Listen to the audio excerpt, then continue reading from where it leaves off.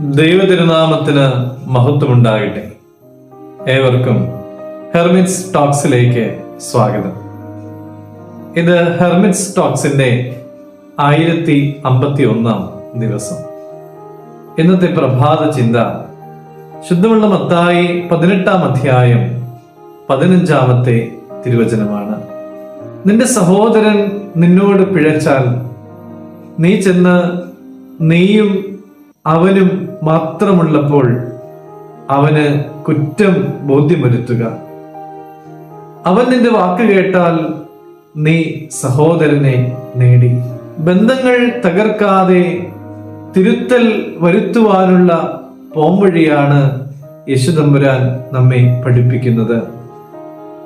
ആരെങ്കിലും നമ്മെ വേദനിപ്പിച്ചാൽ, നമ്മോട് പിണങ്ങിയാൽ, ആരാണോ നമ്മളെ വേദനിപ്പിച്ചത് അവരെ കുറിച്ച് മറ്റുള്ളവരോട് നമ്മൾ പറയാറുണ്ട്.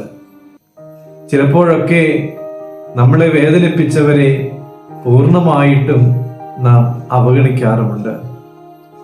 എന്നാൽ യേശുതമ്പുരാൻ കാണിച്ചു തരുന്ന രീതി മറ്റൊന്നാണ്. നീ നിന്നോട് പിണങ്ങിയവന്റെ അടുക്കൽ ചെല്ലണം, അവനോട് ഒറ്റയ്ക്ക് സംസാരിക്കണം. തിരുത്തുക എന്നുള്ളത് അത്ര എളുപ്പമുള്ള ഒരു കാര്യമൊന്നുമല്ല. എന്നാൽ സത്യസന്ധതയും വിനയവും ഉള്ളവന് അത് ചിലപ്പോൾ സാധിച്ചേക്കും.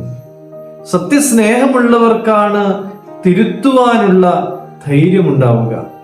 യേശുദമ്പുരാൻ പറയുന്നത്, അവൻ നിന്നെ കേട്ടാൽ നീ സഹോദരനെ നേടി എന്നാണ്. പ്രിയമുള്ളവരെ, തിരുത്തുക എന്നുള്ളത് കൊണ്ട് ജയിക്കുക എന്നല്ല അർത്ഥം.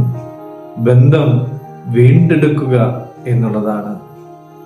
സഹോദരങ്ങൾ ഒത്തൊരുമിച്ച് വസിക്കുന്നതാണ് നന്മയും സൗന്ദര്യവും എന്ന് സങ്കീർത്തനക്കാരനും പറയുന്നുണ്ടല്ലോ.